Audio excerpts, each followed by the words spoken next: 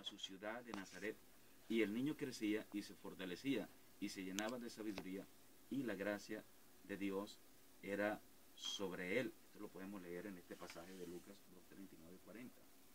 Aquí vemos que Jesús regresó a su ciudad natal, Nazaret de Galilea, en la parte norte de Israel.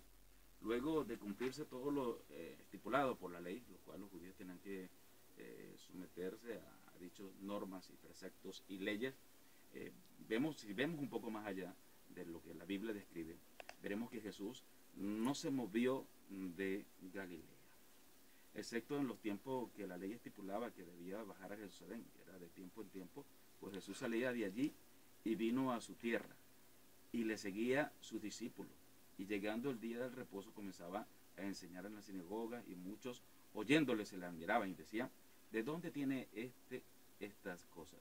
Se preguntaban, es decir, lo conocían su entorno, conocían a su familia, y preguntaban y decían: ¿y qué sabiduría es esta que les dada estos milagros? ¿Por qué sus manos y sus hechos? ¿Por qué todos estos acontecimientos acerca de un hombre, Jesús, que nosotros conocemos en pocas palabras?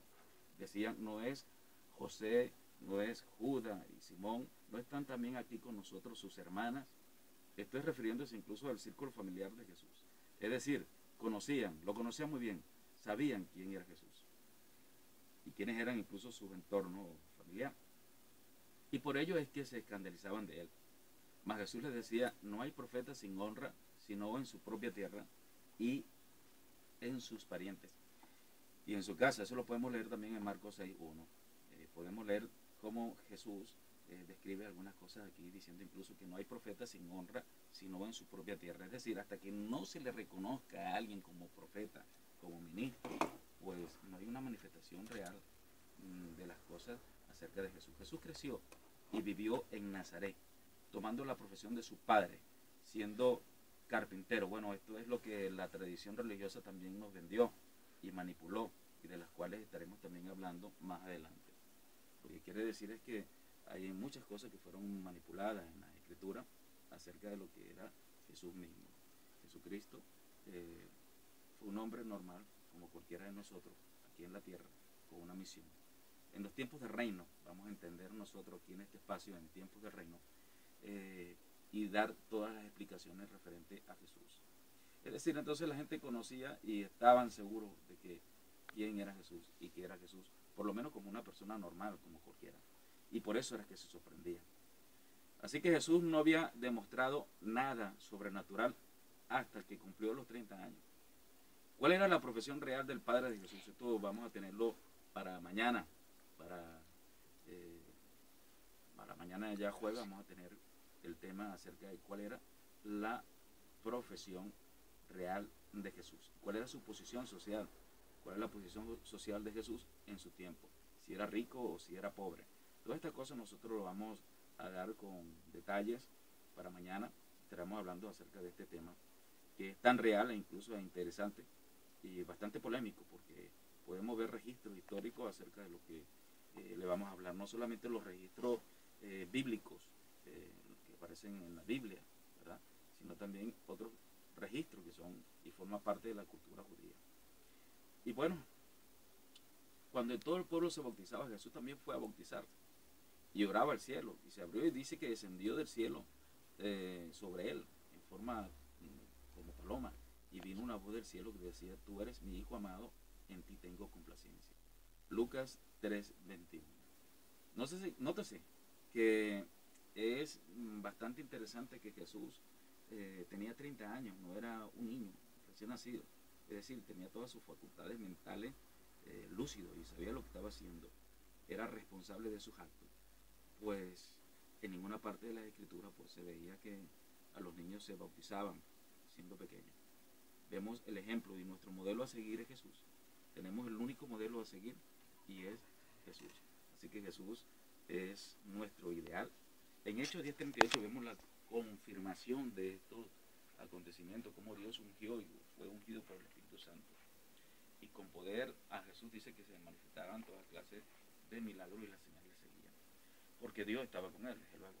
En los evangelios apócrifos son evangelios que justamente apócrifo quiere decir que son de dudosa procedencia.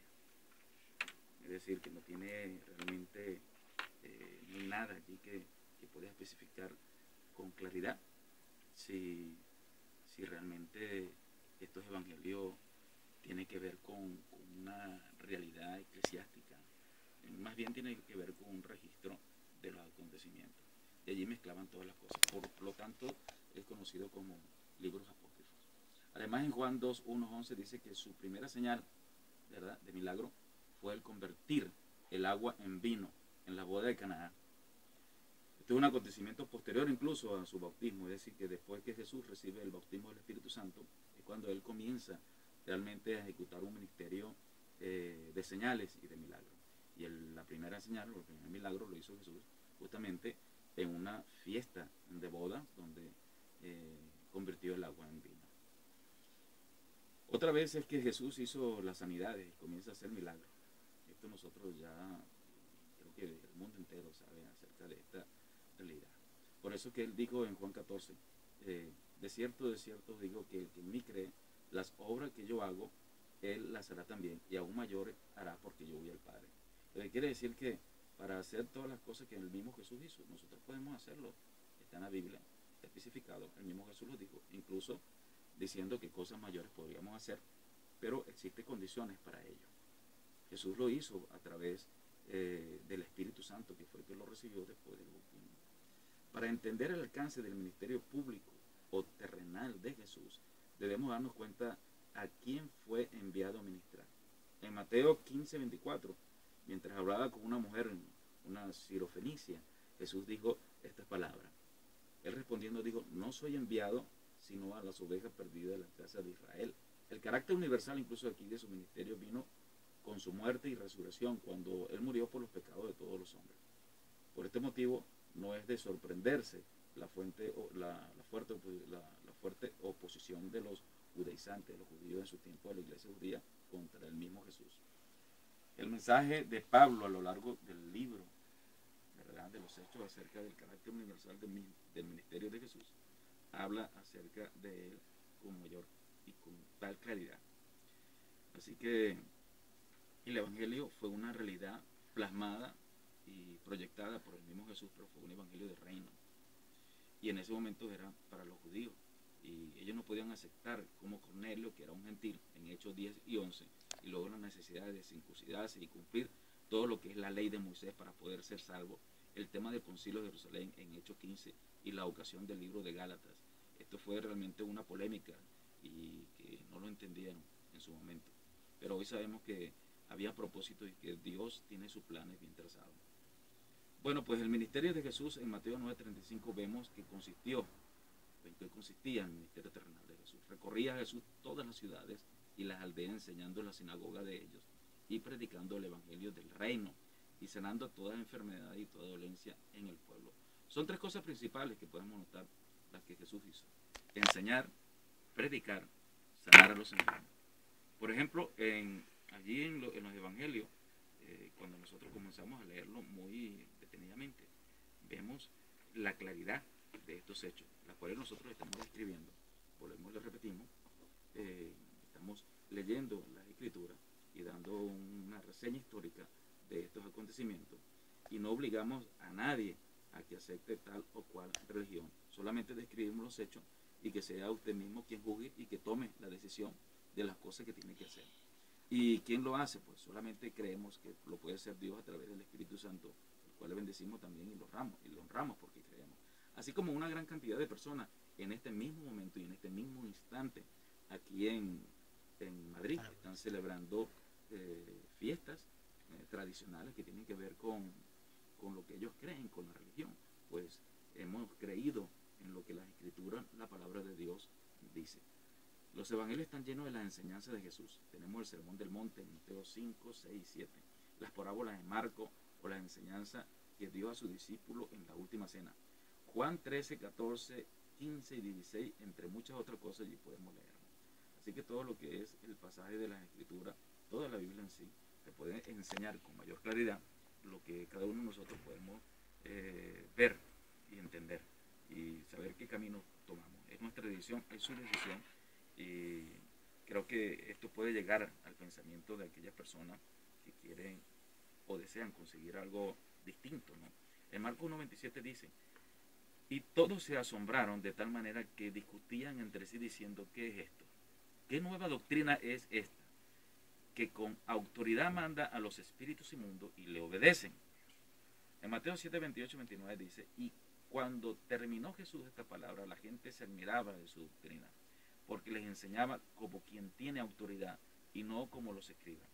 Aquí comienza realmente Jesús a tener problemas con los religiosos del momento, pues lo que Jesús hacía y enseñaba chocaba con toda la estructura religiosa y tradiciones y mandamientos de hombre, como al parecer incluso actualmente sigue sucediendo. Esto es una realidad hoy por hoy, porque existen diversidades de pensamientos y de religiones por las malas interpretaciones de tradiciones, normas, dogmas y costumbres de los mismos hombres. Aún sus enemigos incluso reconocían su enseñanza, aparte de que era distinta y era diferente, era con autoridad, con poder y con milagro. Incluso una vez enviaron a unos alguaciles para que detuviesen a Jesús, pero vinieron a los principales sacerdotes y a los fariseos, y estos le dijeron: ¿por qué no le habéis traído? Los alguaciles respondieron: jamás hombre alguno ha hablado como este hombre. Juan 7:45-46. Es decir, la autoridad de Jesús estaba allí de una manera tan patente que era imposible detenerlo. Otra cosa es cuanto a su enseñanza fue que si fue un auditorio principal a quien le enseñaba con detalle. Jesús le enseñaba aparte de sus discípulos. Él hablaba con muchas parábolas, como en cualquiera de las escrituras podemos conseguirlo, y que algunos no lo entendían y había propósito para ello. Y sin parábolas dice que no le hablaban, aunque a sus discípulos en particular Jesús le declaraba todas las cosas. Marcos 4:33-34. Jesús no le enseñó a todo a la gente, es decir, solo podían oírlo, pero quienes, por decirlo, descifraban lo que Jesús había dicho eran sus apóstoles, eran sus discípulos. Así que les invitamos a que usted pueda leer las escrituras, pueda leer la Biblia y allí tener toda esta clase de conocimiento. Así que, amigos que están escuchando ahora mismo, a través de la Asociación Ciudad del Reino, ministerio que trabaja en pro del desarrollo integral del individuo, ¿verdad?, sin ver ningún tipo de distinción religiosa, color, clero o cultura, estamos tratando de llegar hacia ustedes con una realidad de lo que es el reino de Dios y su justicia, y quitando algunos velos de las tradiciones religiosas que en su momento habían sucedido. Entonces, podemos ver con claridad todas estas cosas y podemos ver con claridad todos estos detalles. Así que, amigos que está sintonizando ahora mismo Radio Fiesta 107.2 FM, les invitamos a que ustedes puedan participar incluso con su llamada, y así pues tener con nosotros algún detalle de conversación, y podemos aclarar algunas dudas incluso. Jesús con claridad habló lo que él era y lo que él vino a cumplir. Incluso las profecías se cumplieron. ¿Cuáles profecías? En Isaías 9:1-2 dice: cuando Jesús oyó que Juan estaba preso, volvió a Galilea, y dejando a Nazaret vino y habitó en Capernaú, ciudad marítima en la región de Zabulón y Neftalí, para que se cumpliese lo dicho por el profeta Isaías cuando dijo: tierra de Zabulón y tierra de Neftalí, camino del mar, al otro lado del Jordán. Es decir, todas estas cosas, volvemos y repetimos, nosotros se lo describimos según los hechos, y usted puede sacar su propia conclusión. ¿Cómo es que el ministerio de Jesús comienza a crecer según lo que son las profecías y comienza a cumplirse? Usted puede buscar, supongo que cuando decimos que pertenecemos o que somos de una religión, aunque sea católico, pues pueden leer la Biblia. La Biblia es la palabra de Dios, la cual nosotros consideramos que es la palabra de Dios y que le puede llevar a usted a una realidad